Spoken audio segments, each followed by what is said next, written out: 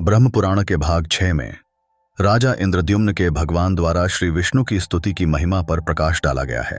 ब्रह्मा जी कहते हैं, अश्वमेध यज्ञ के अनुष्ठान और प्रासाद निर्माण का कार्य पूर्ण हो जाने पर राजा इंद्रद्युम्न के मन में दिन रात प्रतिमा के लिए चिंता रहने लगी। वे सोचने लगे, कौन सा उपाय करूं जिससे सृष्टि, पालन और संहार करने वाले लोक पावन भगवान पुरुषोत्तम का मुझे दर्शन हो। इसी चिंता में निमग्न रहने के कारण उन्हें न रात में नींद आती न दिन में। वे न तो भांति भांति के भोग भोगते और न स्नान एवं श्रृंगार ही करते थे। वाद्य, सुगंध, संगीत, अंगराग, इंद्रनील, महानील, पद्मराग, सोना, चांदी, हीरा, स्फटिक आदि मणियां, राग, अर्थ, काम, वन्य पदार्थ अथवा दिव्य वस्तुओं से भी उनके मन को संतोष नहीं होता था। पत्थर, मिट्टी और लकड़ी में से इस पृथ्वी पर सर्वोत्तम वस्तु कौन है? किससे भगवान विष्णु की प्रतिमा का निर्माण ठीक हो सकता है? इस प्रकार की चिंता में पड़े पड़े उन्होंने पांचरात्र की विधि से भगवान पुरुषोत्तम का पूजन किया और अंत में इस प्रकार स्तवन आरंभ किया। वासुदेव, आपको नमस्कार है। आप मोक्ष के कारण हैं। आपको मेरा नमस्कार है। संपूर्ण लोकों के स्वामी परमेश्वर, आप इस जन्म मृत्यु रूपी संसार सागर से मेरा उद्धार कीजिए। पुरुषोत्तम, आओ। आपका स्वरूप निर्मल आकाश के समान है। आपको नमस्कार है। सबको अपनी ओर खींचने वाले संकर्षण, आपको प्रणाम है। धरणीधर, आप मेरी रक्षा कीजिए। हेमगर्भ, शालग्राम शिला, कीसी आभा वाले प्रभो, आपको नमस्कार। हेमकरध्वज, आपको प्रणाम है। रतिकांत, आपको नमस्कार है। शंबरासुर का संहार करने वाले प्रद्युम्न, आप मेरी रक्षा कीजिए। भगवन, आपका श्रीअंग अंजन के समान श्याम है। भक्तवत्सल, आपको नमस्कार है। अनिरुद्ध, आपको प्रणाम है। आप मेरी रक्षा करें और वरदायक बने। संपूर्ण देवताओं के निवास स्थान, आपको नमस्कार है। देवप्रिय, आपको प्रणाम है। नारायण, आपको नमस्कार है। आप मुझ शरणागत की रक्षा कीजिए। बलवानों में श्रेष्ठ बलराम, आपको प्रणाम है। लांगलायुद्ध,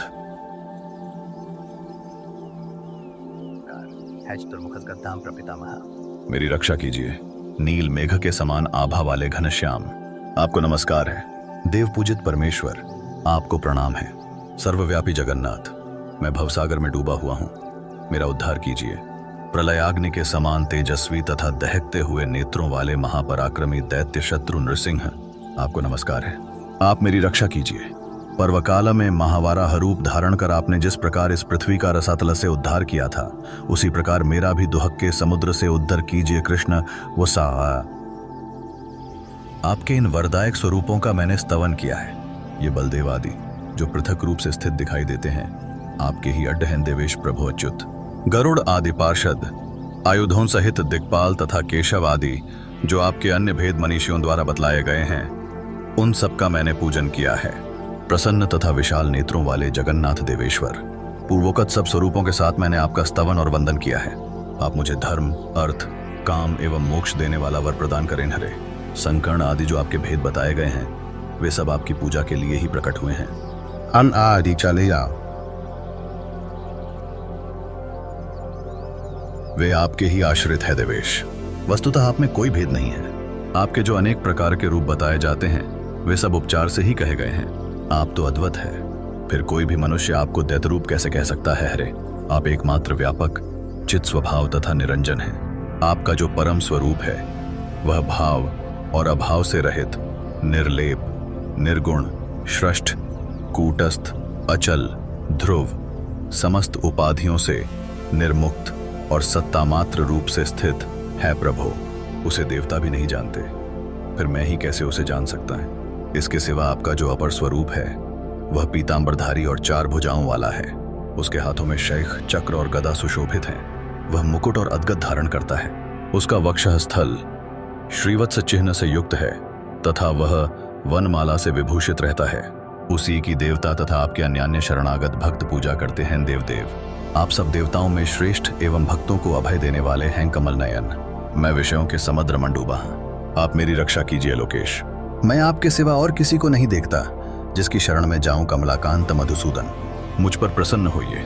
मैं बुढ़ापे और सैकड़ों व्याधियों से युक्त हो भांति भांति के दुखों से पीड़ित हूं तथा अपने कर्मपाश में बंध कर हर्ष शोक में मग्न हो विवेक शून्य हो गया हूं। अत्यंत भयंकर घोर संसार समुद्र में गिरा हुआ हूँ। यह विषय रूपी जलराशि के कारण दुस्तर है। इसमें राग द्वेष रूपी मत्स्य भरे पड़े हैं। इंद्रिय रूपी भंवरों से यह बहुत गहरा प्रतीत होता है। इसमें तृष्णा और शोक रूपी लहरें व्याप्त हैं। यहाँ न कोई आश्रय है, न कोई अवलंब। यह सारहीन एवं अत्यंत चंचल है प्रभो।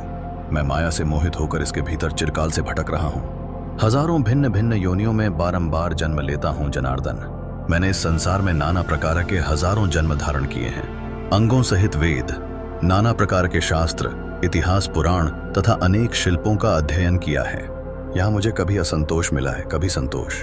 कभी धन का संग्रह किया है, कभी हानि उठाई है और कभी बहुत खर्च किए हैं जगन्नाथ। इस प्रकार मैंने हास वृद्धि, उदय और अस्त अनेक बार देखे हैं। स्त्री, शत्रु, मित्र तथा बंधु बांधवों के संयोग और वियोग भी देखने को मिले हैं। मैंने अनेक पिता देखे हैं और अनेक माताओं का दर्शन किया है। अनेक प्रकार के जो दुख और सुख हैं उनके अनुभव का भी मुझे अवसर मिला है।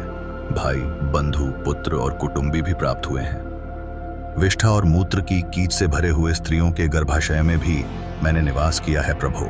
गर्भवास में जो महान दुख होता है उसका भी मैंने अनुभव किया है।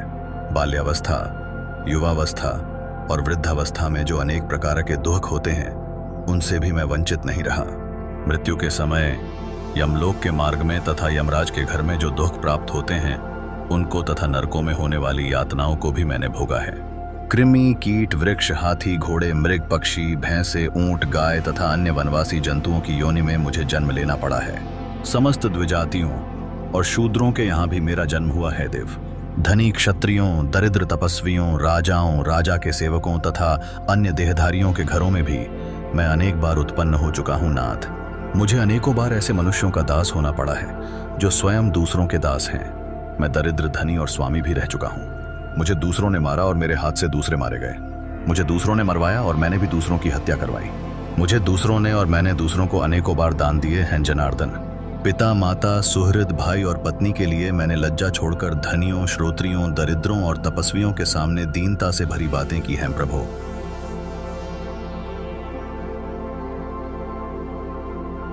देवता, पशु पक्षी, मनुष्य तथा अन्य स्थावर जंगम भूतों में ऐसा कोई स्थान नहीं है जहां मेरा जाना न हुआ हुजगत पते। कभी नरक में और कभी स्वर्ग में मेरा निवास रहा है।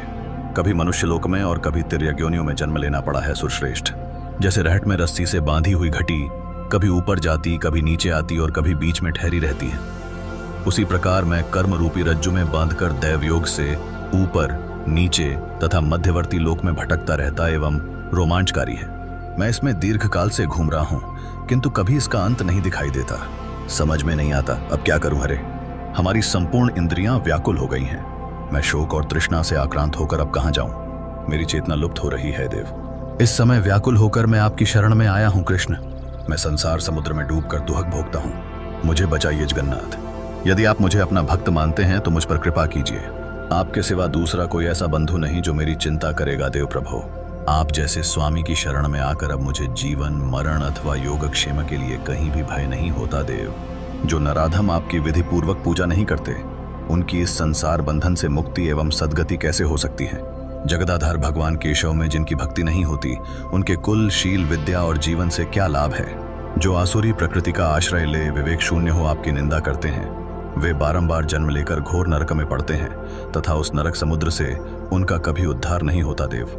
जो दुराचारी नीच पुरुष आप पर दोषारोपण करते हैं वे कभी नरक से छुटकारा नहीं पाते हरे। अपने कमों में बांधे रहने के कारण मेरा जहां कहीं भी जन्म हो वहां सर्वदा आप में मेरी दृढ़ भक्ति बनी रहे देव। आपकी आराधना करके देवता, दैत्य, मनुष्य तथा अन्य संयमी पुरुषों ने परम सिद्धि प्राप्त की है। फिर कौन आपकी पूजा न करेगा भगवान। ब्रह्मा आदि देवता भी आपकी स्तुति करने में समर्थ नहीं है। फिर मानव बुद्धि लेकर मैं आपकी स्तुति कैसे कर सकता हूँ, क्योंकि आप प्रकृति से परे परमेश्वर हैं प्रभु। मैंने अज्ञान के भाव से आपकी स्तुति की है। यदि आपकी मुझ पर दया हो तो मेरे इस अपराध को क्षमा करें हरे। साधु पुरुष अपराधी पर भी क्षमा भाव ही रखते हैं। अतः देवेश्वर, आप भक्त स्नेह के वशीभूत होकर मुझ पर प्रसन्न होइए देव। मैंने भक्तिभावित चित्त से आपकी जो स्तुति की है वह सांगोपांग सफल हो वासुदेव। आपको नमस्कार है। ब्रह्मा जी कहते हैं, राजा इंद्रद्युम्न के इस प्रकार स्तुति करने पर भगवान गरुड़ ध्वज ने प्रसन्न होकर उनका सब मनोरथ पूर्ण किया। जो मनुष्य भगवान जगन्नाथ का पूजन करके प्रतिदिन इस स्तोत्र से उनका स्तवन करता है, वह बुद्धिमान निश्चय ही मोक्ष प्राप्त कर लेता है। जो विद्वान पुरुष तीनों संध्याओं के समय पवित्र हो इस श्रेष्ठ स्तोत्र का जप करता है, वह धर्म, अर्थ, काम और मोक्ष पाता है। जो एकाग्र चित्त हो इसका पाठ या श्रवण करता अथवा दूसरों को सुनाता है, वह पाप रहित हो भगवान विष्णु के सनातन धाम में जाता है। यह स्तोत्र परम प्रशंसनीय, पापों को दूर करने वाला, भोग एवं मोक्ष देने वाला, कल्याणमय, गोपनीय, अत्यंत दुर्लभ तथा पवित्र है। इसे जिस किसी मनुष्य को नहीं देना चाहिए, नास्तिक, मूर्ख, कृतघ्न, मानी, दुष्ट बुद्धि तथा अभक्त मनुष्य को कभी इसका उपदेश न दे। जिसके हृदय में भक्ति हो, जो गुणवान, शीलवान, विष्णु भक्त, शांत तथा श्रद्धा पूर्वक अनुष्ठान करने वाला हो, उसी को इसका उपदेश देना चाहिए।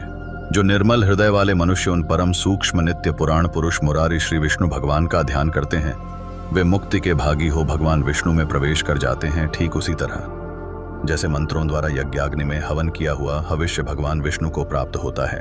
एकमात्र वे देव भगवान विष्णु ही संसार के दुखों का नाश करने वाले तथा परों से भी पर हैं। उनसे भिन्न किसी भी वस्तु की सत्ता नहीं है। वे ही सबकी सृष्ट, पालन और संहार करने वाले हैं। वे ही समस्त संसारें सारभूत हैं। मोक्ष सुख देने वाले जगदुरु भगवान श्री कृष्ण में यहां जिनकी भक्ति नहीं हो तो उन्हें विद्या से, अपने गुणों से तथा यज्ञ, दान और स्टोर तपस्या में क्या लाभ हुआ। जिस पुरुष को भगवान पुरुषोत्तम के प्रति भक्ति है, वही संसार ले धन्य, पवित्र और विद्वान है। वही यज्ञ, तपस्या और गुणों के कारण प्रेम है तथा वही ज्ञानी, दानी और सत्यवादी है। राजा को स्वप्न में और प्रत्यक्ष भी भगवान का दर्शन, भगवत प्रतिमाओं का निर्माण, स्थापन और यात्रा की महिमा ब्रह्मा जी कहते हैं।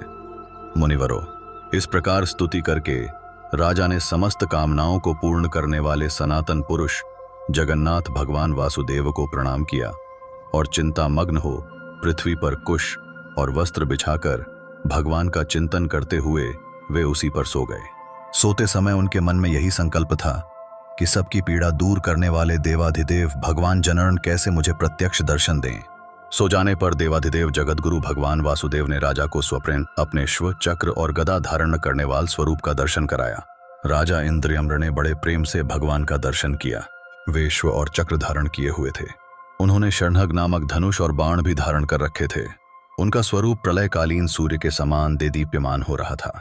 वे प्रज्वलित तेज के विशाल मंडल प्रतीत होते थे। उनका श्रीअंग नीले पुखराज के समान श्याम था।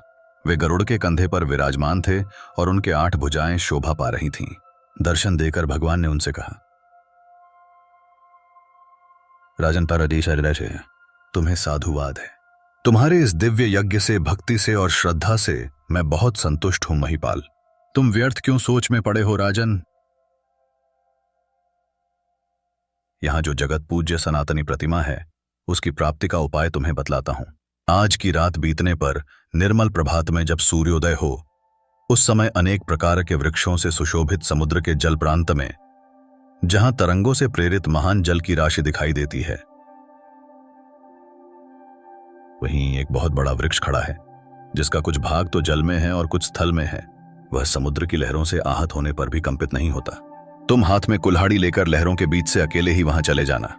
तुम्हें वह वृक्ष दिखाई देगा। मेरे बताए अनुसार उसको पहचान कर निःशंक भाव से उस वृक्ष को काट डालना। उसे काटते समय तुम्हें कोई अद्भुत वस्तु दिखाई देगी। उसी से सोच विचार कर तुम दिव्य प्रतिमा का निर्माण करो। मुंह में डालने वाली चिंता छोड़ दो। यूं कहकर महाभाग श्रीहरि अदृश्य हो गए। वह स्वप्न देखकर राजा को बड़ा विस्मय हुआ। उस रात्रि को देखते हुए वे भगवान में मन लगा उठ बैठे और वैष्णव मंत्र एवं विष्णु सूक्त का जप करने लगे। प्रातःकाल उठे और भगवत स्मरण करते हुए विधि पूर्वक उन्होंने समुद्र में स्नान किया। फिर ब्राह्मणों को नगर और गांव आदि दान में दे पूर्वाहन कृत्य करके समुद्र के तट पर गए। वहां अकेले ही महाराज ने समुद्र की महावेला में प्रवेश किया और उस तेजस्वी महावृक्ष को देखा। वह बहुत ऊंचा था और उससे बड़ी बड़ी जटाएं लटक रही थीं। उसे देखकर राजा इंद्रद्युम्न बहुत प्रसन्न हुए। उन्होंने तीखे फरसे से उस वृक्ष को काट गिराया और उसके 2 टुकड़े करने का विचार किया। फिर उन्होंने जब काष्ठ का भलीभांति निरीक्षण किया, तब एक अद्भुत बात दिखाई दी। विश्वकर्मा और भगवान विष्णु दोनों ब्राह्मण का रूप धरकर वहां आए। उनके कंठ में दिव्य हार और शरीर में दिव्य अंगराग शोभा पा रहे थे। वे दोनों अपने तेज से प्रज्वलित हो रहे थे। राजा के पास आकर उन्होंने पूछा, महाराज, आप यहाँ कौन सा कार्य करेंगे? किस लिए इस वनस्पति को काट गिराया है? उन दोनों की बात सुनकर राजा बहुत प्रसन्न हुए। उन्होंने मीठी वाणी में उत्तर दिया, मैं यहाँ आदि अंत से रहित देवाधिदेव जगदीश्वर भगवान विष्णु की आराधना के लिए प्रतिमा बनवाना चाहता हूँ। इसके लिए स्वयं भगवान ने ही मुझे स्वप्न में प्रेरित किया है। राजा की यह बात सुनकर भगवान जगन्नाथ ने हंसकर कहा, महाराज, आपका विचार बड़ा उत्तम है। इसके लिए आपको साधुवाद है। यह भयंकर संसार सागर केले के पत्ते की भांति सारहीन है। इसमें दुख की ही अधिकता है। काम क्रोध इसमें पूर्ण रूप से व्याप्त है। इंद्रिय रूपी भंवर और कीचड़ के कारण यह दुस्तर है। नाना प्रकार के सैकड़ों रोग यहाँ भंवर के समान है। यह संसार पानी के बुलबुले की भांति क्षण भंगुर है। इसमें रहते हुए जो आपके मन में भगवान विष्णु की आराधना का विचार उत्पन्न हुआ, यह बहुत ही उत्तम है महाभाग। आइए, इस वृक्ष की शीतल छाया में हम दोनों के साथ बैठिए। ये मेरे साथी एक श्रेष्ठ शिल्पी हैं। ये सब प्रकार के शिल्प कर्म में साक्षात विश्वकर्मा के समान निपुण हैं। आप किनारा छोड़कर चले आइए। ये मेरे बताए अनुसार प्रतिमा तैयार कर देंगे। ब्राह्मण की बात सुनकर राजा इंद्रद्युम्न समुद्र का तट छोड़ उनके पास चले गए और वृक्ष की शीतल छाया में बैठे। तदनंतर ब्राह्मण रूपधारी विश्वात्मा भगवान ने शिल्पियों में प्रधान विश्वकर्मा को आज्ञा दी, तुम प्रतिमा बनाओ। भगवान श्री कृष्ण का रूप परम शांत हो। उनके नेत्र पद्मपत्र के समान विशाल होने चाहिए। वे वक्षः स्थल पर श्रीवत्स चिन्ह तथा कौस्तुभमणि और हाथों में शंख, चक्र एवं गदा धारण किए हुए हों। दूसरी प्रतिमा का विग्रह दुग्ध के समान गौरवर्ण हो। उसमें स्वस्तिक का चिन्ह होना चाहिए। वे अपने हाथ में हल धारण किए हुए हों। उनका नाम महाबली अनंत बलराम जी होगा। देवता, दानव, गंधर्व, यक्ष, विद्याधर और नाग कोई भी उनका अंत नहीं जानते, इसलिए वे भगवान अनंत कहलाते हैं। तीसरी प्रतिमा भगवान वासुदेव की बहन सुभद्रा देवी की होगी। उनके शरीर का रंग सुवर्ण के समान गौर एवं सुंदर शोभा से युक्त होना चाहिए। उनमें समस्त शुभ लक्षणों का समावेश होना आवश्यक है। भगवान का यह कथन सुनकर उत्तम कर्म करने वाले विश्वकर्मा ने तत्काल उत्तम लक्षणों से युक्त प्रतिमाएं तैयार कर दी। पहले उन्होंने बलभद्र जी की मूर्ति बनाई।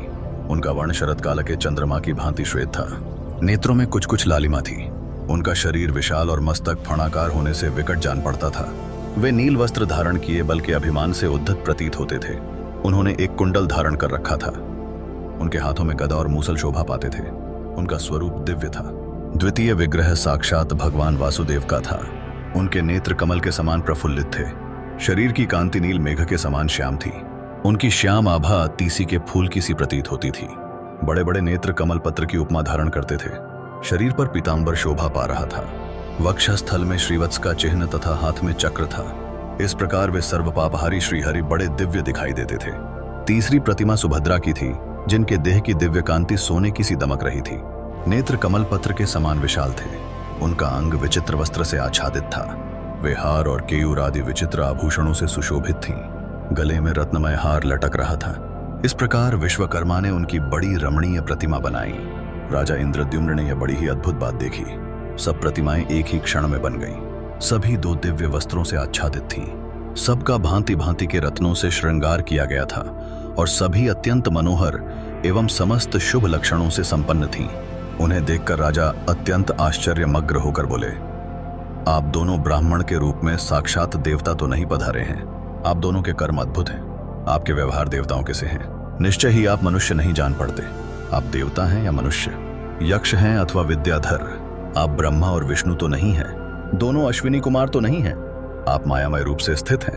अतः आपके यथार्थ स्वरूप को मैं नहीं जानता। अब आप ही दोनों की शरण में आया हूं।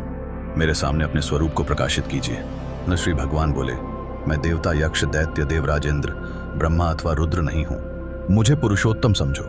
मैं समस्त लोगों की पीड़ा दूर करने वाला, अनंत बल पौरुष से संपन्न और संपूर्ण भूतों का आराध्य हूं। मेरा कभी अंत नहीं होता, जिसका सब शास्त्रों में उल्लेख किया जाता है।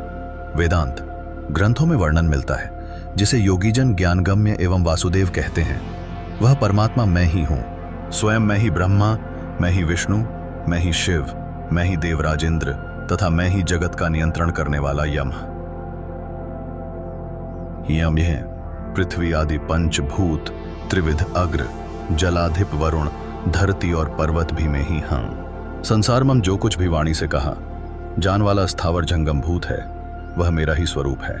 यह चराचर विश्व मेरे अतिरिक्त कुछ भी नहीं है। नृपश्रेष्ठ, मैं तुम पर बहुत प्रसन्न हूं सुब्रत। मुझसे वर मांगो। तुम्हारे हृदय में जो अभीष्ट वस्तु हो वह तुम्हें दूंगा। जो पुण्यवान नहीं है उनको स्वप्न में भी मेरा दर्शन नहीं होता। तुम्हारी तो मुझ में दृढ़ भक्ति है, इसलिए तुमने मेरा प्रत्यक्ष दर्शन किया है। भगवान वासुदेव का यह वचन सुनकर राजा के शरीर में रोमांच हो आया। वे इस प्रकार स्तोत्र गान करने लगे। लक्ष्मीकांत, आपको नमस्कार है श्रीपते। आपके दिव्य विग्रह पर पीत वस्त्र शोभा पाता है। आप लक्ष्मी प्रदान करने वाले और लक्ष्मी के स्वामी हैं त्रिनिवास। आप लक्ष्मी के धाम हैं। आपको नमस्कार है। आप आदि पुरुष, ईशान, सबके ईश्वर, सब और मुख वाले, निष्कल एवं सनातन परम देव हैं। आपको मेरा प्रणाम है। आप शब्द और गुणों से अतीत, भाव और अभाव से रहित, निरेप, निर्गण्य, सूक्ष्म, सर्वज तथा सबके रक्षक हैं। आपका स्वरूप वर्षा काल के मेघ के समान श्याम है। आप गौ तथा ब्राह्मणों के हित में संलग्न रहते हैं, सबकी रक्षा करते हैं, सर्वत्र व्यापक और सबको उत्पन्न करने वाले हैं। आप शतभु, चक्र, गदा और मूसल धारण करने वाले देवता हैं। आपके श्रीयानंकी सुषमा नील कमल दल के समान श्याम है। आप क्षीरसागर के भीतर शेषनाग की शैया पर शयन करने वाले हैं। इंद्रियों के नियंता सर्वपापहारी श्रीहरि हैं। आपको नमस्कार करता। आप देव देवेश्वर, वरदाता, व्यापक, सवलाकश्वर, मोक्ष के साधक तथा अविनाशी भगवान विष्णु हैं। आपको पुण्य मेरा प्रणाम है। इस प्रकार भगवान का स्तवन करके राजा ने हाथ जोड़कर प्रणाम किया और धरती पर मस्तक टेक कर कहा, नाथ, यदि आप मुझ पर प्रसन्न हैं तो मैं यह उत्तम वर मांगता हूं। देवता, असुर, गंधर्व, यक्ष, राक्षस, महानाग, सिद्ध, विद्याधर, साध्य, किन्नर, गुहमक, महाभाग, ऋषि, नाना शास्त्रार्थ प्रवीण विद्वान, सन्यासी, योगी, वेदत्व का विचार करने वाले तथा अन्यान्य मोक्ष मार्ग के जाता मनीषी पुरुष, जिस निरुण, निर्मल एवं शांत परम पद का ध्यान करते हैं, उस दुर्लभ परम पद को मैं आपके प्रसाद से ग्रास करना चाहता है। श्री भगवान बोले,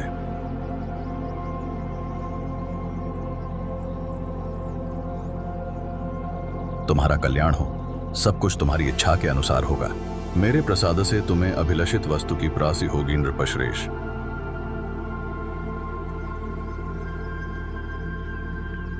तुम 10,900 वर्षों तक अपने अखंड साम्राज्य का उपभोग करो।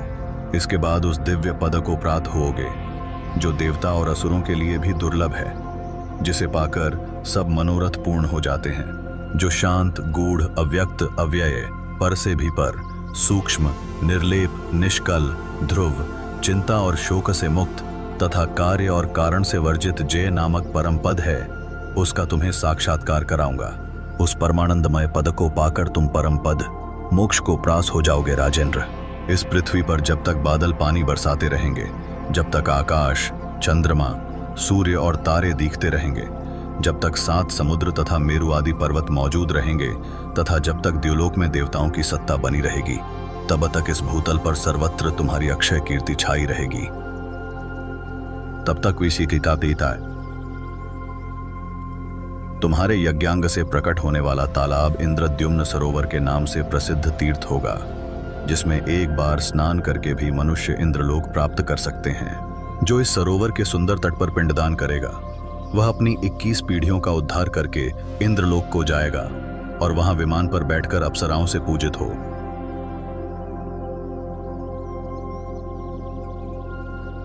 गंधर्वों के गीत सुनता हुआ 14 इंद्रों की आयु पर्यंत निवास करेगा। सरोवर के दक्षिण भाग में नैऋत्य कोणक और जो बरगद का वृक्ष खड़ा है, उसके समीप केवड़े के वन से आच्छादित एक मंडप है, जो नाना प्रकार के वृक्षों से व्याप्त है। आषाढ़ के शुक्ल पक्ष की पंचमी को महानक्षत्र में हमारी इन प्रतिमाओं को ले आकर लोग 7 दिनों तक मंडप में स्थापित रखेंगे। उस समय बड़ा उत्सव होगा। सोने के दंड लगे हुए चंवर तथा रत्नभूषित व्यजनों द्वारा सब लोग हमें हवा करेंगे। इस प्रकार मंगल पाठ पूर्वक हमारी स्थापना होगी। ब्रह्मचारी, सन्यासी, स्नातक, वानप्रस्थ, गृहस्थ, सिद्ध तथा अन्य ब्राह्मण नाना प्रकार के पदों वाले स्तोत्रों तथा रक, यजु एवं सामवेद की ध्वनि से बलराम और श्री कृष्ण की स्तुति करेंगे। उस समय जो मनुष्य भक्ति पूर्वक मेरा स्तवन, दर्शन अथवा नमन करेगा, वह श्रीहरि के शोभामय धाम में विराजेगा। इस प्रकार राजा को वरदान दे विश्वकर्मा सहित भगवान विष्णु वहां से अंतर्धान हो गए। राजा के हर्ष की सीमा न रही, उनका शरीर रोमांचित हो गया। उन्होंने भगवान के दर्शन से अपने को कृतकृत्य माना। तत्पश्चात श्री कृष्ण, बलराम और वरदायिनी सुभद्रा को मणिकांचन जटित विमानाकार रथों में बिठाकर वे बुद्धिमान नरेश अमात्य और मंत्रियों सहित मंगल पाठ तथा बाजे गाजे के साथ ले आए और उन्हें परम मनोहर पवित्र स्थान में पधराया। फिर शुभ तिथि, शुभ समय, शुभ नक्षत्र और शुभ मुहूर्त में ब्राह्मणों के द्वारा उनकी प्रतिष्ठा कराई। उत्तम प्रासाद में वेदोक्त विधि पूर्वक प्रतिष्ठा करके उन सब विग्रहों को स्थापित किया। फिर भांति भांति के सुगंधित पुष्पों से विधिवत पूजा करके सुवर्ण, मणि, मोती और नाना प्रकार के सुंदर वस्त्र अर्पण किए। विविध प्रकार के दिव्य रत्न, आसन, ग्राम, नगर, राज्य तथा पुर आदि भी दान किए। इस तरह अनेक प्रकार का दान करके राजा ने समुचित रीति से राज्य किया और भांति भांति के यज्ञ करके अनेक बार दान दिए। फिर कृतकृत्य होकर राजा ने समस्त परिग्रहों का त्याग कर दिया और अत्यंत उत्कृष्ट स्थान भगवान विष्णु के परम पद को प्राप्त कर लिया। मुनियों ने पूछा, सूरश्रेष्ठ, किस समय पुरुषोत्तम तीर्थ की यात्रा करनी उचित है और प्रभो उस समय किस विधि से पंचतीर्थों का सेवन करना चाहिए? स्नान दान रूप एक एक तीर्थ का और देव दर्शन का जो पृथक पृथक फल हो वह सब बताइए। ब्रह्मा जी बोले, जो कुरुक्षेत्र में अपनी इंद्रियों और क्रोध को जीतकर बिना खाए पिए 70,000 वर्षांत तक एक पैर से खड़ा होकर तपस्या करता है तथा जो ज्येष्ठ शुक्ला द्वादशी को उपवास पूर्वक भगवान पुरुषोत्तम का दर्शन करता है वह पहले की अपेक्षा अधिक फल का भागी होता है। अतः मुनिवरों, स्वर्गलोक की इच्छा रखने वाले ब्राह्मण आदि को चाहिए कि वे ज्येष्ठ मास में प्रयत्न करके इंद्रिय संयम पूर्वक भगवान पुरुषोत्तम का दर्शन करें। श्रेष्ठ मनुष्य को उचित है कि ज्येष्ठ मास में शुक्ल पक्ष की द्वादशी को विधि पूर्वक पंचतीर्थों का सेवन करके श्री पुरुषोत्तम का दर्शन करे। जो ज्येष्ठ की द्वादशी को अविनाशी देवता भगवान पुरुषोत्तम का दर्शन करते हैं वे विष्णु लोक में पहुंचकर कभी वहां से नीचे नहीं गिरते। अतः ज्येष्ठ में प्रयत्न पूर्वक वहां की यात्रा करनी चाहिए और वहां पंचतीर्थ सेवन पूर्वक पुरुषोत्तम का दर्शन करना चाहिए। जो अत्यंत दूर होने पर भी प्रतिदिन भक्ति पूर्वक भगवान पुरुषोत्तम का कीर्तन करता है वह शुद्ध चित्त हो भगवान विष्णु के धाम में जाता है। जो श्रद्धा पूर्वक एकाग्र चित्त हो श्री कृष्ण के दर्शनार्थ यात्रा करता है वह सब पापों से मुक्त हो भगवान विष्णु के लोक में जाता है। जाता कवि है, जो दूर से भगवान पुरुषोत्तम के प्रासाद शिखर पर स्थित नील चक्र का दर्शन करके उसे भक्ति पूर्वक प्रणाम करता है वह मनुष्य सहसा पाप से मुक्त हो जाता है। और मार्कंडेय मुनि को प्रलय काल में बाल मुकुंद का दर्शन और उनका वरदान प्राप्त होना। ब्रह्मा जी कहते हैं, मुनिवरों, कल्प के अंत में जब महासंहार आरंभ हुआ चंद्रमा, सूर्य और वायु का नाश हो गया। स्थावर जंगम समस्त प्राणी नष्ट होने लगे। उस समय की बात बतलाता हूं। पहले प्रलय कालीन प्रचंड सूर्य का उदय होता है, फिर मेघों की घोर गर्जना होने लगती है, बिजली गिरती है जिससे वृक्ष और पर्वत टूट फूट जाते हैं, सारे जगत का संहार हो जाता है, उल्कापात होता रहता है, सरोवरों और नदियों का सारा जल सूख जाता है। फिर वायु का सहारा पाकर संवर्तक नामक अग्नि समस्त विश्व में फैल जाती है। ऊपर से 12 सूर्य तपने लगते हैं। वह आग पृथ्वी को भेद कर रसातल में भी पहुंच जाती है और देवता, दानव तथा यक्षों को अत्यंत भय देने लगती है। पृथ्वी पर जो कुछ रहता है वह सब जलाकर नागलोक को भी दग्ध करती है और फिर क्रमशः नीचे के समस्त लोकों को तत्काल नष्ट कर देती है। 20 लाख योजन तक फैली हुई वायु और संवर्तक अग्नि देवता, असुर, गंधर्व, यक्ष, नाग और राक्षस सबको भस्म कर डालती है। ऐसे घोर महाप्रलय के समय परम धर्मात्मा मार्कंडेय मुनि अकेले ध्यानस्थ होकर बैठे थे। प्रलयाग्नि की लपट उनके पास भी पहुंची। उनके कंठ, तालु और ओठ सूख गए।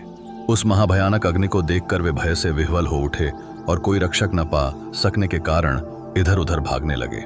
उन्हें कहीं भी शांति नहीं मिली। वे सोचने लगे, क्या करूं, समझ में नहीं आता, किसकी शरण में जाऊं, किस प्रकार सनातन देव पुरुषेश का दर्शन करूं। इस प्रकार एकाग्र भाव से चिंतन करते करते वे महाप्रलय के कारणभूत सनातन दिव्य पद पुरुषेश नामक वटराज के पास पहुंच गए।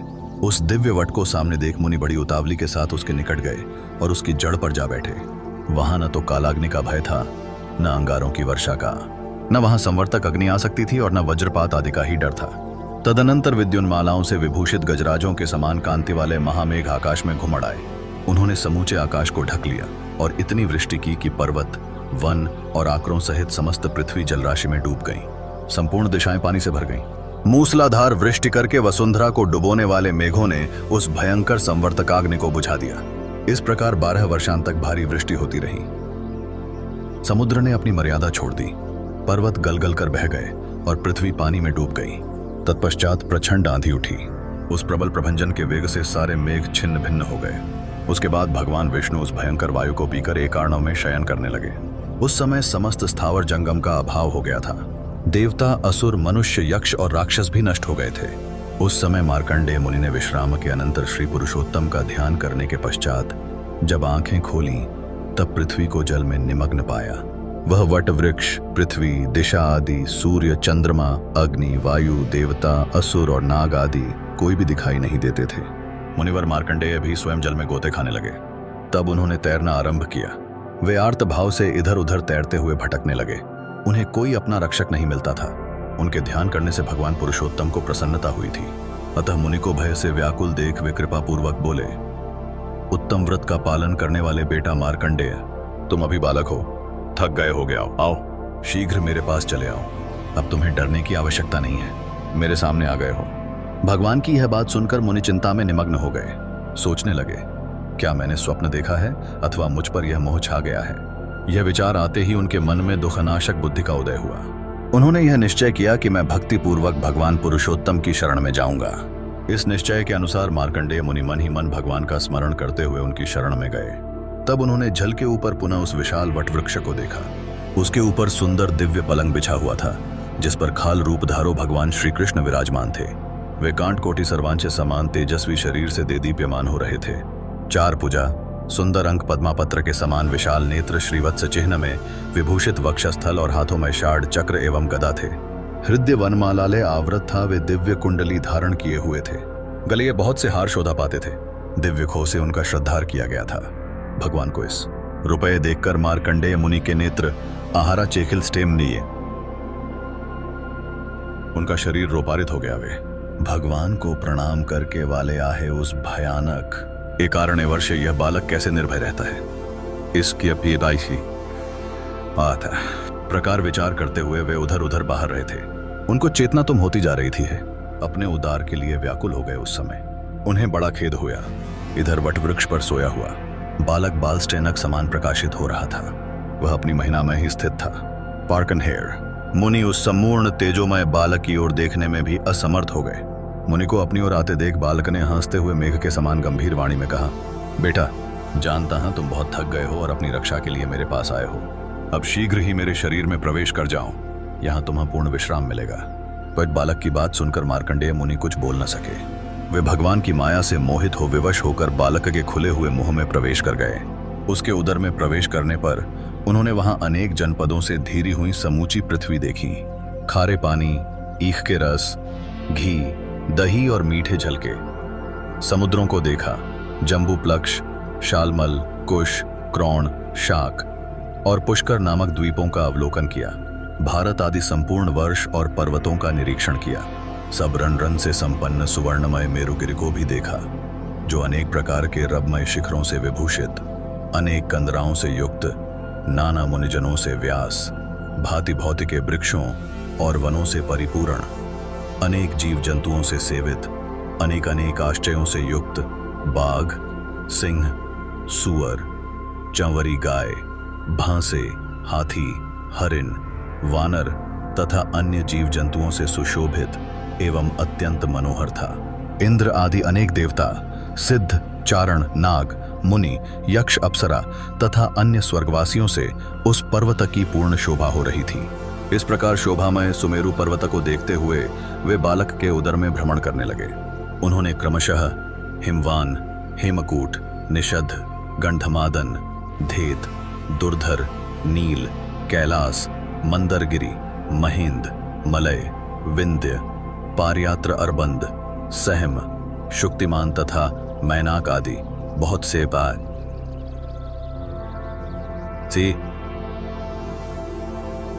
पर्वतों को देखा। उन्होंने इस लोक में जितने भी चराचर भूत देखे थे वे सब उन्हें भगवान की कुक्षिमम दृष्टिगोचर हुए। अथवा बहुत कहने की क्या आवश्यकता, ब्रह्मा से लेकर कीट पर्यंत संपूर्ण स्थावर जंगम जगत, भूरलोक, भुवरलोक, स्वलोक, महलाक, जनलोक, तपलोक, सत्यलाक, अतल, वितल, सुतल, पाताल, रसातल और महातल रूप ब्रह्मांड को उन्होंने बाल रूपधारी भगवान के उदर में देखा। उस समय मार्कंडेय जी की सर्वत्र बेरोक टोक गति थी। भगवान की कृपा से उनकी स्मरण शक्ति का लोप नहीं होता था। वे भगवान के उदर में संपूर्ण जगत का अवलोकन करते हुए घूमते फिरे, किंतु उनके शरीर का कहीं अंत नहीं मिला।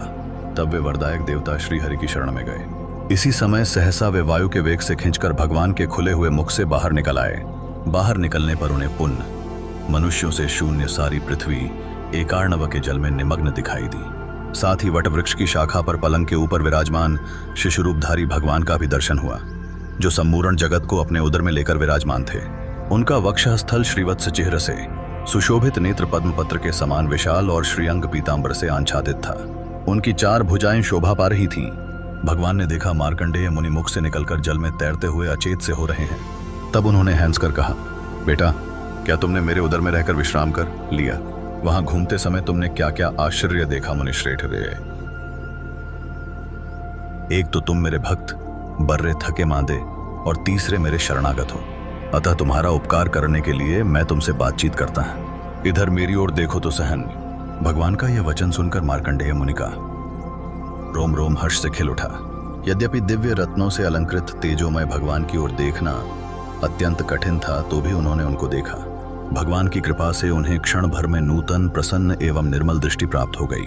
तब मार्कंडेय जी ने भगवान के देववंदित चरणों को, जिनकी अंगुलियां और तलवे लाल लाल थे, मस्तक झुकाकर प्रणाम किया।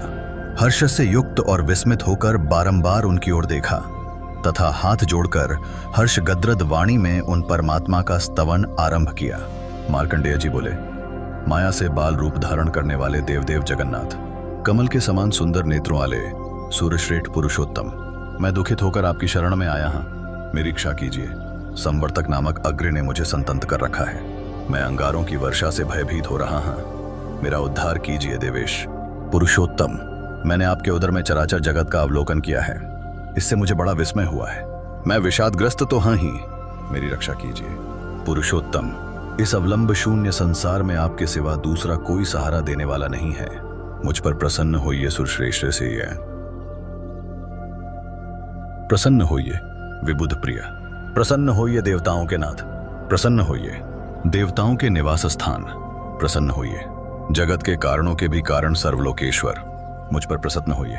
सबकी सृष्टि करने वाले देव, प्रसन्न होइए धरणीधर, मुझ पर प्रसन्न होइए।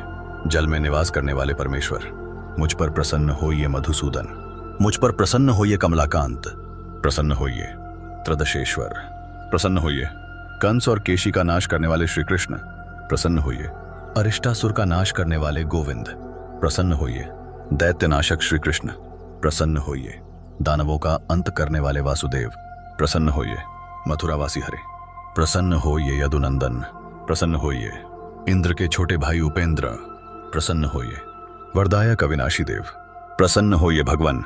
आप ही पृथ्वी, आप ही जल, आप ही अग्नि और आप ही वायु हैं जगतपते। आकाश, मन, अहंकार, बुद्धि, प्रकृति तथा सत्वादि गुण भी आप ही हैं। आप संपूर्ण विश्व में व्यापक पुरुष हैं। पुरुष से भी उत्तम पुरुषोत्तम हैं प्रभु। आप ही संपूर्ण इंद्रियां और उनके शब्द आदि विषय हैं। आप ही दिक्पाल, धर्म, वेद, दक्षिणा सहित यज्ञ, इंद्र, शिव, देवता, हविष्य और अग्नि हैं। वसु, रुद्र, आदित्य और ग्रह भी आपके ही स्वरूप हैं। और जितनी भी जातियां हैं, जो कुछ भी जीव नामधारी पदार्थ है, वह सब आप ही हैं। अधिक कहने की क्या आवश्यकता। ब्रह्मा से लेकर तिनके तक जो कुछ भी भूत, भविष्य और वर्तमान चराचर जगत है, वह आप ही हैं देव। आपका जो परम स्वरूप है वह कूटस्थ, अचल एवं ध्रुव है। उसे ब्रह्मा आदि देवता भी नहीं जान पाते। फिर हम जैसे छोटी बुद्धि वाले मनुष्य कैसे उसका तत्व समझ सकते हैं। भगवान, आप शुद्ध स्वभाव, नित्य, प्रकृति से परे, अव्यक्त, शाश्वत, अनंत एवं सर्वव्यापी महेश्वर हैं। आप ही आकाश स्वरूप, परम शांत, मैं अजन्मा, व्यापक एवं अविनाशी हैं। इस प्रकार आपके निर्गुण एवं निरंजन, माया रहित शुद्ध रूप की स्तुति कौन कर सकता है देव। अविनाशी देव देवेश्वर, मैंने जो विकल एवं अल्पज्ञान होने के कारण आपके स्तवन की धृष्टता की है उसे आप क्षमा करने की कृपा करें। मार्कंडेय के इस प्रकार स्तुति करने पर भगवान बहुत प्रसन्न हुए और मेघ के समान गंभीर वाणी में बोले, मुनिश्रेय, तुम्हारे मन में जो अभिलाषा हो उसे कहो ब्रहर्षि डीरा। तुम मुझसे जो कुछ चाहोगे वह सब तुम्हें दूंगा। मार्कंडेय जी बोले, देव, मैं आपको और आपकी माया को जानना चाहता हूं देवेश। आपकी कृपा से मेरी स्मरण शक्ति लूट नहीं हुई है। पुंडरीकाक्ष, आप अव्यय, हाँ, मैं आपके तत्व को समझना चाहता हूं। इस सम्पूर्ण जगत को पीकर आप साक्षात परमेश्वर यहां बाल रूप से क्यों रहते हैं, ये सब बातें बताने की कृपा करें। मुनि के इस प्रकार पूछने पर परम कांतिमान देवाधिदेव श्रीहरि ने उन्हें सांत्वना देते हुए कहा, ब्रह्म अपांति अपांपासमुकाई रिकाई। देवता भी मुझे ठीक ठीक नहीं जानते, किंतु तुम पर प्रेम होने के कारण मैं अपना रहस्य बतलाऊंगा कि कैसे इस जगत की सृष्टि करता हूं। ब्रह्मर्षि, तुम पितृभक्त हो और मेरी शरण में आए हो, इसीलिए तुम्हें मेरे स्वरूप का प्रत्यक्ष दर्शन हुआ है। तुम्हारा ब्रह्मचर्य महान है। पूर्व काल में मैंने जल को नारा नाम दिया था। उस नारा में मेरा सदा अयन निवास रहता है, इसलिए मैं नारायण कहलाता हूं। विजोत्तम, मैं नारायण ही सबकी उत्पत्ति का कारण, सनातन, अविनाशी, सम्पूर्ण भूतों का सट और संहर्ता।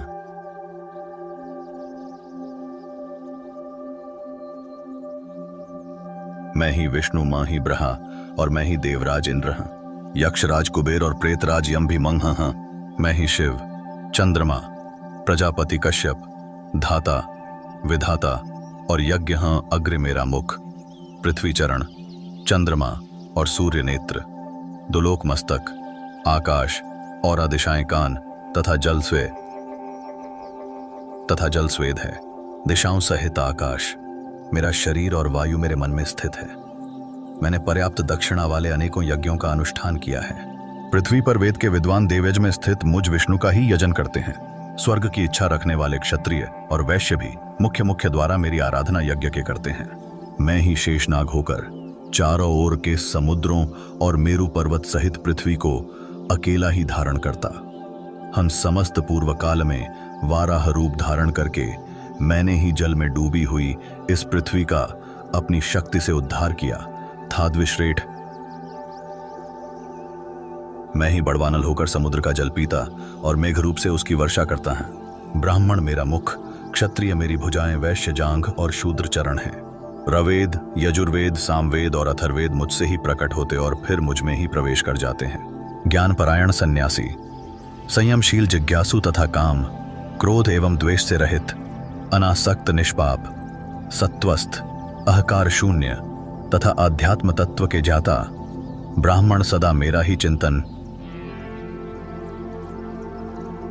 करते हुए उपासना करते हैं। मैं ही संवर्तक ज्योति, मैं ही संवर्तक अग्नि, मैं ही संवर्तक सूर्य और मैं ही संवर्तक वायु हूं। आकाश में जो ये तारे दिखाई देते हैं, इन सब को मेरे ही रोमकूप समझो।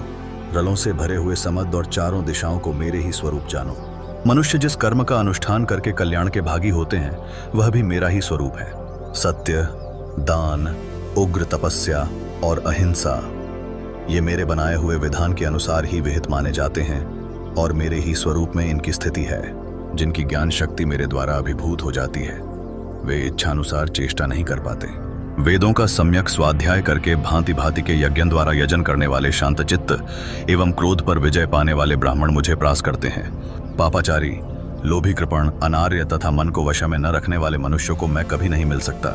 जिनके अंतःकरण शुद्ध हैं, उन्हें प्रास होने वाला महान फल मुझे ही समझो। कुयोग सेवी मूढ़ मनुष्यों के लिए मैं अत्यंत दुर्लभ। संत शिरोमणि आई, जब धर्म की हानि और अधर्म का उत्थान होता है, तब मैं अपने को प्रकट करता है। हिंसा परायण दैत्य तथा भयंकर राक्षस, जो बड़े बड़े देवताओं के लिए भी अवध्य हैं, जब इस संसार में जन्म लेते हैं, तब मैं पुण्यात्मा पुरुषों के घरों में अवतार लेता है। मनुष्य देह में प्रवेश करके समस्त बाधाओं का शमन करता है। देवता, मनुष्य, गंधर्व, नाग तथा राक्षसों और स्थावर भूतों की अपनी माया से सृष्टि करके मैं पुनः उनका संहार करता हूं। फिर कर्म काल में उनके योग्य शरीर का विचार करके सृष्टि करता है। मेरा स्वरूप भूत धर्म सत्य युग में श्वेत रहता है, त्रेता में श्याम होता है, द्वापर आने पर लाल हो जाता है और कलयुग में काला पड़ जाता है। प्रलय काल आने पर मैं ही अत्यंत दारुण काल रूप हो अकेला ही समस्त त्रिलोकी का नाश करता हूँ। उत्पत्ति, पालन और संहार, ये तीन मेरे ही धर्म हैं। मैं संपूर्ण विश्व का आत्मा और सब लोगों को सुख पहुंचाने वाला हूँ। मेरा किसी से पार्थक्य नहीं है। मैं सर्वव्यापी, अनंत और इंद्रियभंग का नियंता है। मेरे डग बहुत बड़े हैं। मैं अकेला ही काल चक्र का संचालन करता है। ना जो ब्रह्म का रूप है वह मेरा ही है। वही सम्पूर्ण भूतों को शांत देने वाला है। उसका उद्यम संपूर्ण भूतों के हित के लिए ही होता है मुनिश्रेष्ठ। इस प्रकार मेरा आत्मा संपूर्ण भूतों में सन्निहित है, फिर भी मुझे कोई नहीं जानता। भक्तगण सब लोकों में सर्वथा मेरा पूजन करते हैं। ब्रह्मण्ड, मुझ में तुमने जो कुछ भी क्लेश का अनुभव किया है वह सब तुम्हारे सुख के उदय और कल्याण की प्राप्ति का कारण है। तुमने लोक में स्थावर जंगम रूप जो कुछ भी देखा है वह सब संपूर्ण भूतों को उत्पन्न करने वाला मेरा आत्मा ही है, जिसे मैंने उस रूप में प्रकट किया है। मां ही शिव चक्र और गदा धारण करने वाला नारायण हाँ, जब तक 1000 महायुगों का समय नहीं बीत जाता तब तक संपूर्ण विश्व को मोहित करके यहां जल में शयन करता है मुनिश्रेष्ठ। जब तक ब्रह्मा सोकर उठ नहीं जाते तब तक मैं हर समय यहां शिशु रूप में निवास करता है। वह प्रेद्र मुझ ब्रसम रूपी परमात्मा ने अनेक बार संतुष्ट होकर तुम्हें वरदान दिया है। समस्त चराचर जगत का नाश होकर सब कुछ एकार्णव में मग्न हो जाने पर तुम मेरी ही आज्ञा से यहाँ आ निकले हो। फिर जब मेरे शरीर के भीतर प्रविष्ट हुए हो तब मां ने तुम्हें स्मरण जगत का अवलोकन कराया है। वहां संपूर्ण लोकों को देखकर तुम विस्मय में पड़ गए और मुझे समझ नहीं पाए। तब तुरंत ही मां ने तुम्हें अपने मुख से बाहर निकाल दिया और जो देवता और असुरों के लिए दुजन्य है उस अपने आत्म तत्व का तुमसे वर्णन किया है। ब्रह्मर्षि, जब तक महातपस्वी ब्रह्मा जी जागते नहीं तब तक तुम यही निर्भय होकर सुखपूर्वक विचरो। उनके जागने के बाद मैं अकेला ही समस्त भूतों और उनके शरीरों की सृष्टि करूंगा। इतना कहकर भगवान ने मुनिवर मार्कंडेय जी से पूछा, तुमने जिस अभिप्राय से मेरी स्तुति की है उसे कहो, मैं तुम्हें शीघ्र ही उत्तम वरदान दूंगा। भगवान का यह कल्याणमय वचन सुनकर मार्कंडेय मुनि सहसा उनके चरणों में गिर पड़े और इस प्रकार बोले, देवेश, मैंने आपके उत्कृष्ट स्वरूप का दर्शन किया, इससे मेरा सारा मोह दूर हो गया नाथ। अब मैं आपकी कृपा से यह चाहता है कि संपूर्ण लोगों के हित, भित्र भिन्न भावनाओं की पूर्ति तथा शैव और वैष्णवों के विवाद निवारण के लिए मैं इस परम उत्तम पवित्र पुरुषोत्तम तीर्थ में भगवान शिव का बहुत बड़ा मंदिर बनवाऊं और उसमें शंकर जी की प्रतिष्ठा करूं। इससे संसार के लोग यह जान लेंगे कि विष्णु और शिव एक रूप ही हैं। यह सुनकर भगवान जगन्नाथ ने पुनः महामुनि मार्कंडेय जी से कहा, ब्राह्मण, तुम मेरी आज्ञा से शीघ्र ही एक मंदिर बनवाओ और उसमें नाना भावों की पूर्ति एवं आराधना के लिए परम कारणभूत भुवनेश्वर लिंग की स्थापना करो। उनके प्रभाव से तुम्हारा भगवान शिव के लोक में अक्षय निवास होगा। शिव की स्थापना करने पर मेरी ही स्थापना होती है। हम दोनों में तनिक भी अंतर नहीं है। हम एक ही तत्व दो रूप में व्यक्त हुए हैं। जो रुद्र हैं वही विष्णु हैं, विष्णु हैं वही महादेव हैं। वायु और आकाश की भांति असाह हम दोनों में कोई अंतर नहीं है। जो अज्ञान से मोहित है वह इस बात को नहीं जानता कि जो गरुड़ ध्वज है वही वृषभध्वज है। अतः ब्रह्मण, तुम अपने नाम से शिवालय बनवाओ और देवाधिदेव भगवान से, उत्तर की भगवान से और एक सुंदर तीर्थ सरोवर का निर्माण करो। वह तीर्थ मनुष्य लोक में मार्कंडेय हृदक के नाम से विख्यात होगा। उसमें स्नान करने से सब पापों का नाश हो जाएगा। मार्कंडेय मुनि से यूं कहकर सर्वव्यापी जनार्दन वहीं अंतर्धान हो गए। मार्कंडेयेश्वर शिव, वटवृक्ष, श्री कृष्ण, बलभद्र एवं सुभद्रा के दर्शन पूजन का महात्म्य। ब्रह्मा जी कहते हैं, ब्राह्मणों, अब मैं पंचतीर्थ की विधि बतलाऊंगा तथा स्नान, दान और देव दर्शन से जो फल होता है उसका वर्णन करूंगा। मार्कंडेय हृदय में जाकर मनुष्य उत्तराभिमुख हो 3 बार डुबकी लगाए और निम्नांकित मंत्र का उच्चारण करे। संसार सागरे मग्रम पापग्रस्तम चेतनम त्राहि मां भगनेत्रघ्न त्रिपुरारे नमोस्तुते नमः शिवाय शांताय सर्व पापहराय च स्त्राणम करोमि देवेश मम नश्यतु पातकम। भग के नेत्रों का नाश करने वाले त्रिपुर शत्रु भगवान शिव, मैं संसार सागर में निमग्न, पापग्रस्त एवं अचेतन हूँ। आप मेरी रक्षा कीजिए। आपको नमस्कार है। समस्त पापों को दूर करने वाले शांत स्वरूप शिव को नमस्कार है। देवेश्वर, मैं यहाँ स्नान करता हूँ, मेरा सारा पातक नष्ट हो जाए।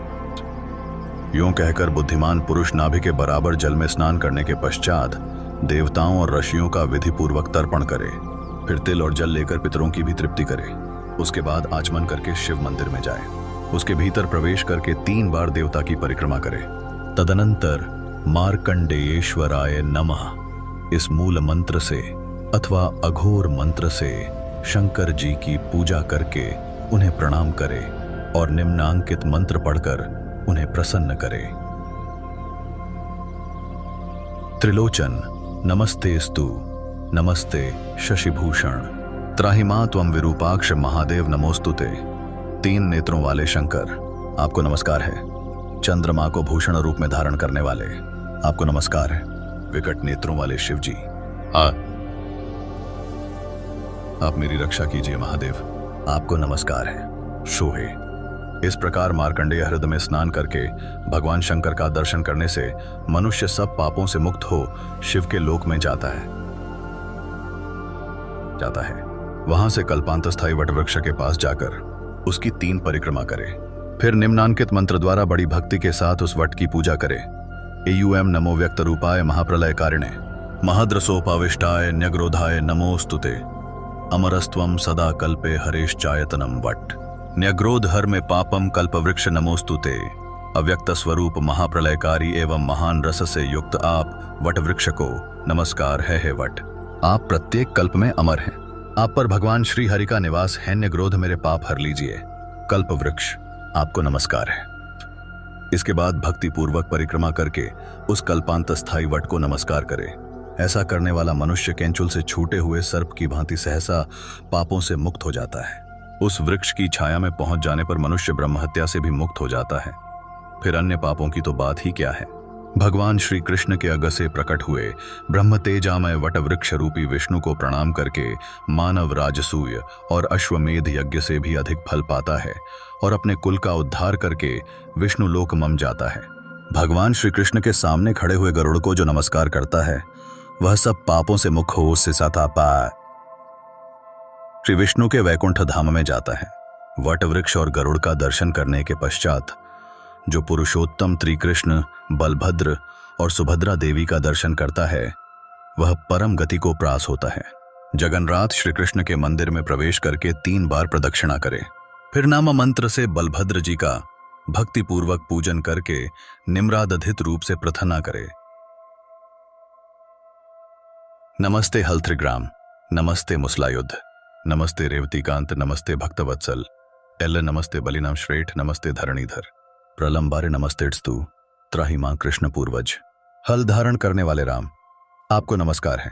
मूसल को आयुध रूप में रखने वाले आपको नमस्कार है। रेवती रमण आपको नमस्कार है।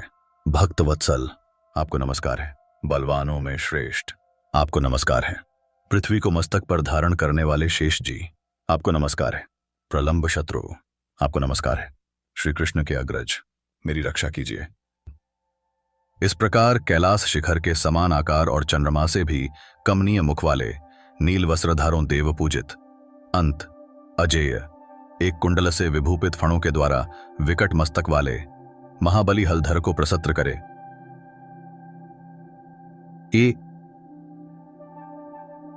बलराम जी की पूजा के पश्चात विद्वान पुरुष एकाग्रचित्त हो द्वादशाक्षर मंत्र ऊ नमो भगवते वासुदेवाय से भगवान श्री कृष्ण की पूजा करे। जो द्वादशाक्षर मंत्र के द्वारा भक्ति पूर्वक सदा भगवान पुरुषोत्तम की पूजा करते हैं वे मोक्ष को प्राप्त होते हैं। देवता, योगी तथा सोमपान करने वाले याजक भी जिस गति को नहीं पाते उसी को द्वादशाक्षर मंत्र का जप करने वाले पुरुष प्राप्त कर लेते हैं। अतः उसी मंत्र से भक्ति पूर्वक गंध पुष्प आदि सामग्रियों द्वारा जगत गुरु श्री कृष्ण की पूजा करके उन्हें प्रणाम करें। फिर इस प्रकार प्रार्थना करें। जगन्नाथ श्री कृष्ण आपकी जय हो। सब पापों का नाश करने वाले प्रभो आपकी जय हो। चाणूर और केशी के नाशक आपकी जय हो। कंसनाशन आपकी जय हो। मल्लोचन आपकी जय हो। चक्र गदाधर आपकी जय हो। नील मेघ के समान श्याम वर्ण आपकी जय हो। सबको सुख देने वाले परमेश्वर आपकी जय हो। जगतूज्य देव आपकी जय हो। संसार संहारक आपकी जय हो। लोकपते नाथ आपकी जय हो। मनोवांछित फल देने वाले देवता आपकी जय हो। यह भयद्धर संसार सागर सर्वथा निसार है। इसमें दुखमय फेन भरा हुआ है। यह क्रोध रूपी ग्रह से पूर्ण है। इसमें विषय रूपी जलराशि भरी हुई है। भांति भांति के रोंग ही इसमें उठती लहरें हैं। मोह रूपी भंवरों के कारण यह अत्यंत दुस्तर जान पड़ता है। सुरश्रेय, मैं इस घोर संसार रूपी समुद्र में डूबा हुआ हूं। पुरुषोत्तम, मेरी रक्षा कीजिए। अरे इस प्रकार प्रार्थना करके जो देवेश्वर, वरदायक, भक्तवत्सल, सर्व पापहारी, समस्त अभिलषित फलों के दाता, मोटे कंधे और 2 भुजाओं वाले, श्याम वर्ण, कमल पत्र के समान विशाल नेत्रनालय, चौड़ी छाती, विशाल भुजा, पीत वस्त्र और सुंदर मुख वाले, शहब चक्र, गदाधर, मुकुटाद गदभूषित, समस्त शुभ लक्षणों से युक्त और वनमाला विभूषित भगवान श्री कृष्ण का दर्शन और उन्हें प्रणाम करता है। वह हजारों अश्वमेध यज्ञों का और सब तीर्थों में स्नान और दान करने का फल पाता है। संपूर्ण वेद, समस्त यज्ञ, सारे दान, व्रत, नियम, उग्र तपस्या और ब्रह्मचर्य के सम्यक पालन से जो फल मिलता है वही भगवान श्री कृष्ण के दर्शन और वंदन से प्राप्त होता है।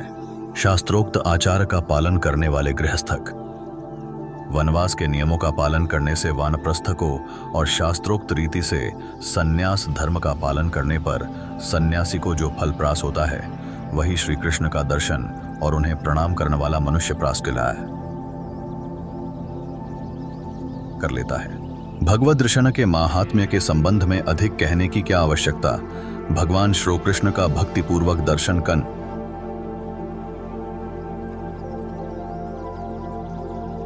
मनुष्य अरेकना सप्तमी दुर्लभ मोक्ष तक प्राप्त कर लेता है।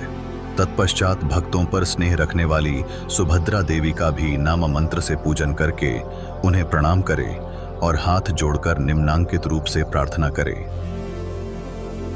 नमस्ते सर्वगे देवी, नमस्ते शुभ सौख्य दे, त्राहि मां पद्मपत्राक्षी कात्यायनी नमोस्तुते।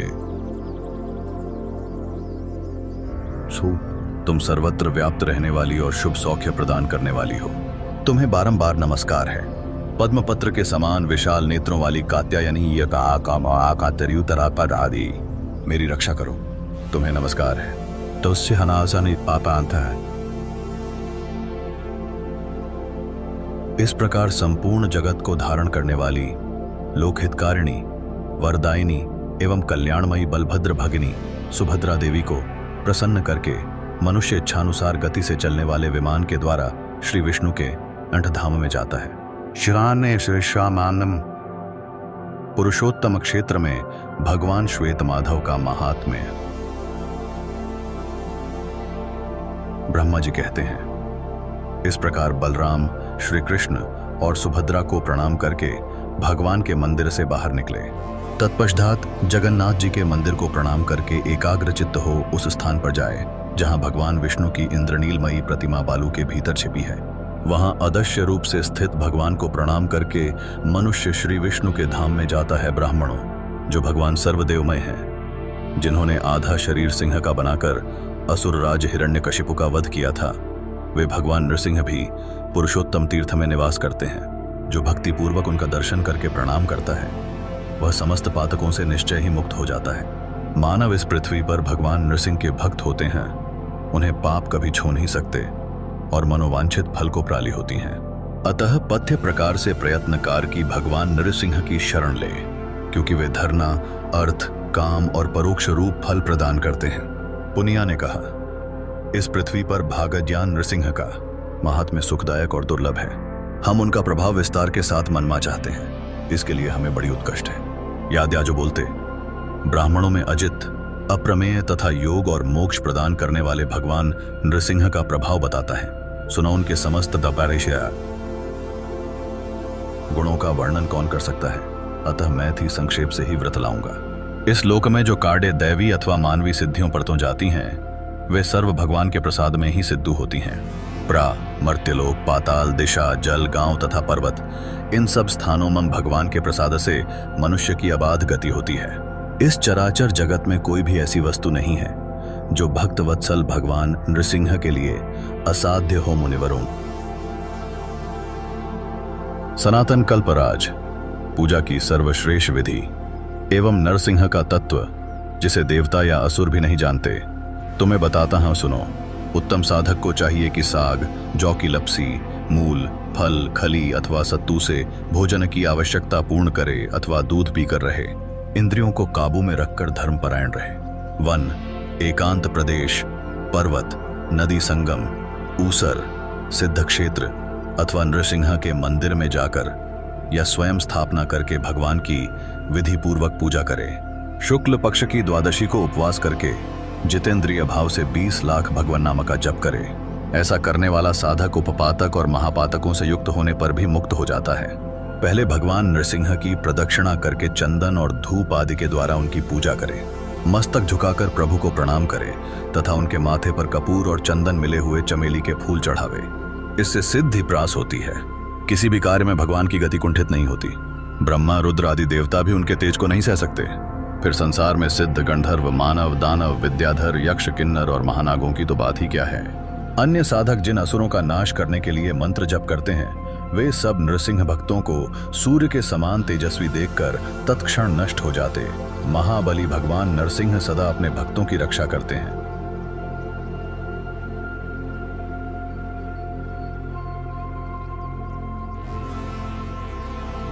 मुनीश्वरों,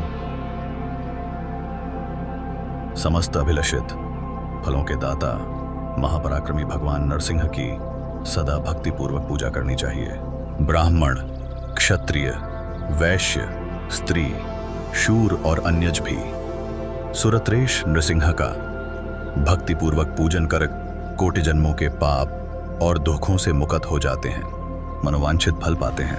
देव, गंधर्व एवं इंद्र का पद भी प्राप्त कर लेते हैं। एक बार भी भगवान नरसिंह का भक्ति पूर्वक दर्शन करने से करोड़ों जन्मों के पापों और दुखों से छुटकारा मिल जाता है। संग्राम, संकर, दुर्गम स्थान, चोर व्याघ्र आदि की पीड़ा, प्राण संशय, विष, अग्रे, जल, राजभय, समुद्र भय तथा ग्रह रोग आदि जनित कष्ट प्राप्त होने पर जो पुरुष भगवान नरसिंह का स्मरण करता है, वह सब प्रकार की आपत्तियों से छुटकारा पा जाता है। जैसे सूर्योदय होने पर महान अंधकार दूर हो जाता है, उसी प्रकार भगवान नरसिंह का दर्शन होने पर सभी उपद्रव नष्ट हो जाते हैं।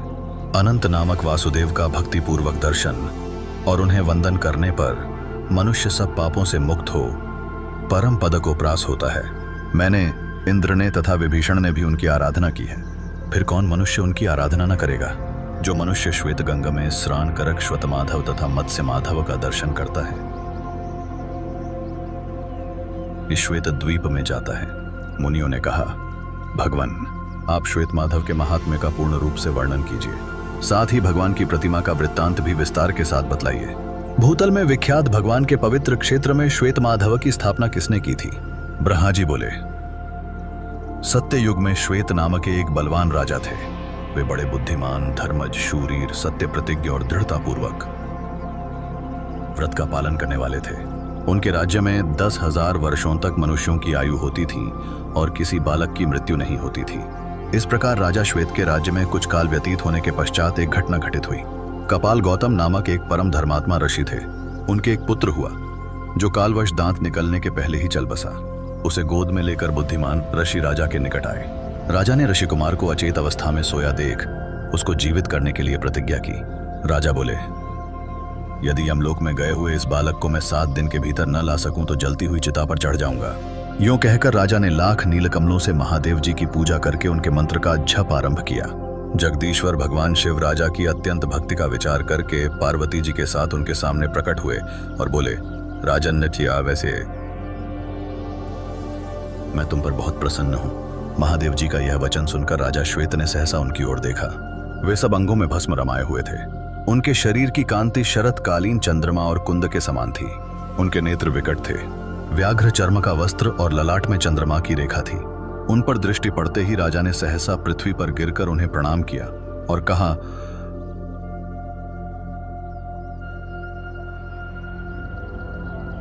यदि आप मुझ पर प्रसन्न हैं, यदि आपकी मुझ पर दया है तो काल के वश में पड़ा हुआ यह ब्राह्मण बालक पुनः जीवित हो जाए। यही मेरी प्रतिज्ञा है महेश्वर। आप इसे यथा योग्य आयु से युक्त और कल्याण का भागी बनाएं। श्वेत की यह बात सुनकर महादेव जी को बड़ी प्रसन्नता हुई। उन्होंने सब भूतों को भय देने वाले काल को आज्ञा दी और काल ने मृत्यु के मुख में पड़े हुए उस बालक को जीवित कर दिया। इसके बाद वे पार्वती देवी के साथ अंतर्धान हो गए। तदनंतर राजा ने हजारों वर्षों तक एकाग्रचित्त होकर राज्य किया। फिर लौकिक धर्मों और वैदिक नियमों का विचार करके भगवान केशव की आराधना का निश्चित व्रत ग्रहण किया।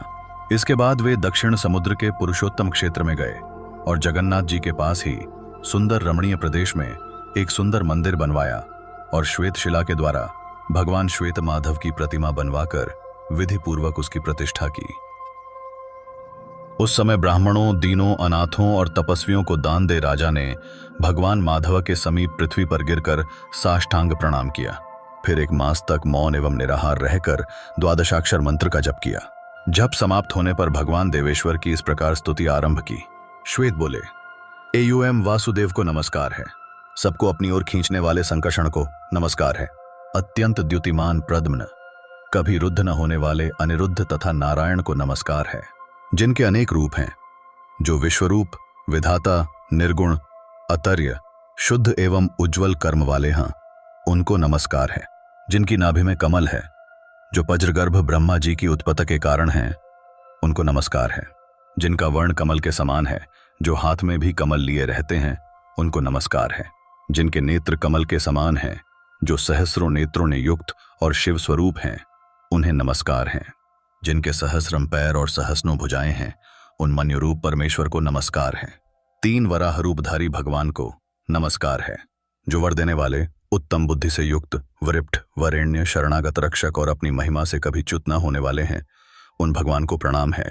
3% बाल रूपधारी, बाल कमलक समान कांतिमान, बाल सूर्य और चंद्रमा रूप नेत्रों वाले, मनोहर केशन से सुशोभित, बुद्धिमान भगवान विष्णु को प्रणाम है।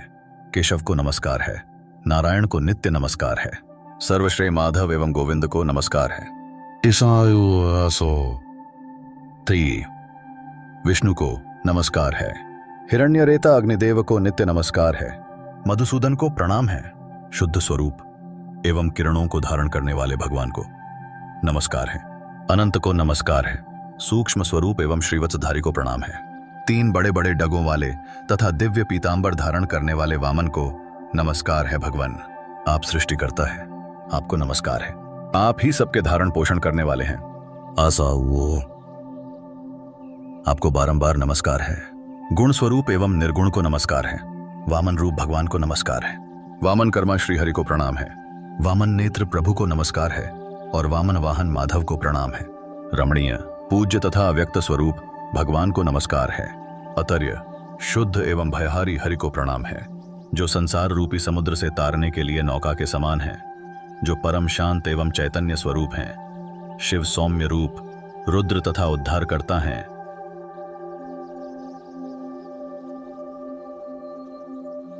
उन भगवान को नमस्कार है, जो संसार का संहार करने वाले और उसे भोग प्रदान करने वाले हैं, समस्त विश्व जिनका स्वरूप है और जो समस्त विश्व की सृष्टि करने वाले हैं, उन भगवान को नमस्कार है। 3% दिव्य रूप सोम, अग्नि और वायु स्वरूप भगवान की नमस्कार है, चंद्रमा और सूर्य की किरणें जिनके केश हैं, जो गौ तथा ब्राह्मणों का हित करने वाले हैं, उन भगवान को प्रणाम है। 3% रग स्वरूप पद और क्रम रूप भगवान को प्रणाम है, ऋग्वेद के मंत्रों द्वारा जिनकी स्तुति होती है, रचाओं का जप जिनकी प्रासिका साधन है, उन भगवान को नमस्कार है।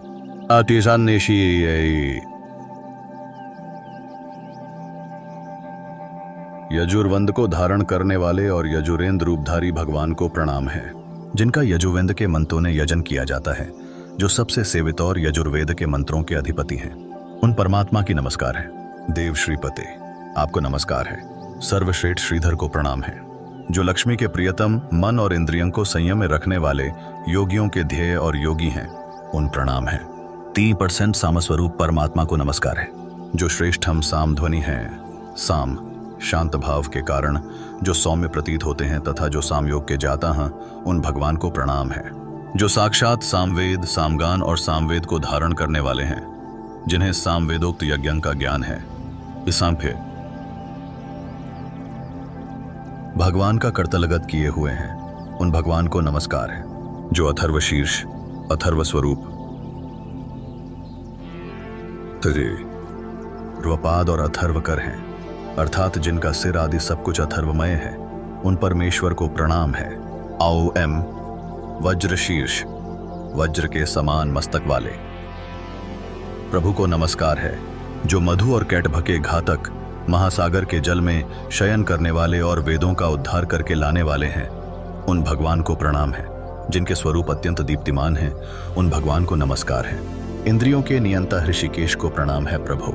आप भगवान वासुदेव को बारंबार नमस्कार है नारायण, आज आपको प्रणाम है। लोकहितकारी श्रीहरि को नमस्कार है। एवं मोहनाशक तथा विश्व संहारकारी प्रभु को प्रणाम है, जो उत्तम गति के दाता और बंधन का अपहरण करने वाले हैं। त्रिलोकी में तेज का आविर्भाव करने वाले और तेज स्वरूप हैं, उन भगवान को नमस्कार है। जो योगियों के ईश्वर, शुद्ध स्वरूप, सबके भीतर रमण करने वाले तथा जगत को पार उतारने वाले हैं। सुख ही जिनका स्वरूप है, जो सुखरूप नेत्रों वाले तथा सुकृत धारण करने वाले हैं, उन भगवान को प्रणाम है।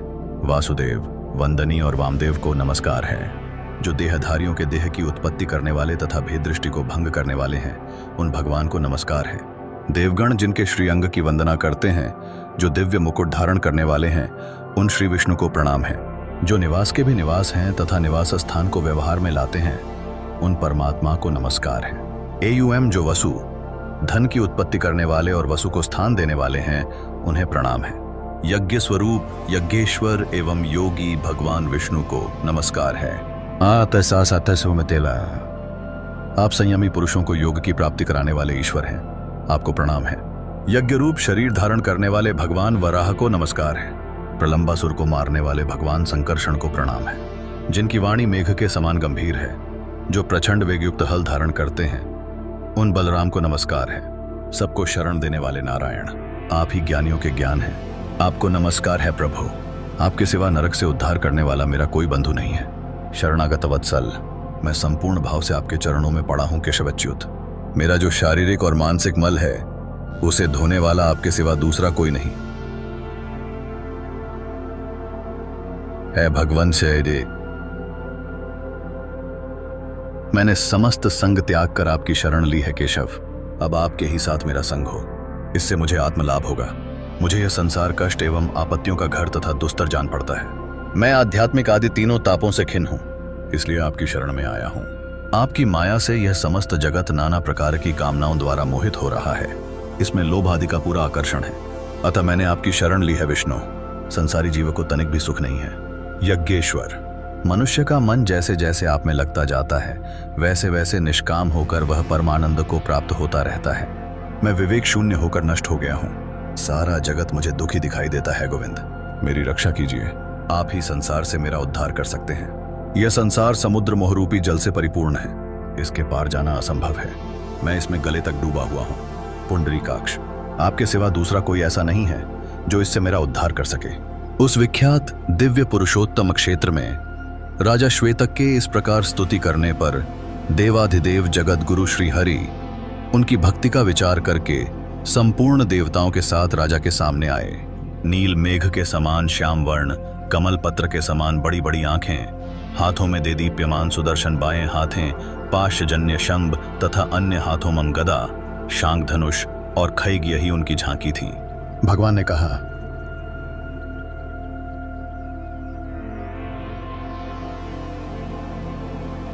तुम्हारी बुद्धि बड़ी उत्तम है, तुम्हें पाप का लेश भी नहीं है। मैं तुम पर बहुत प्रसन्न है। तुम अपनी इच्छा के अनुसार कोई उत्तम वर मांगो। सांध्य देवाधिदेव भगवान का यह अमृतमय वचन सुनकर महाराज श्वेत ने मस्तक नवाकर उन्हें प्रणाम किया और उन्हीं में मन लगाए हुए कहा, भगवान,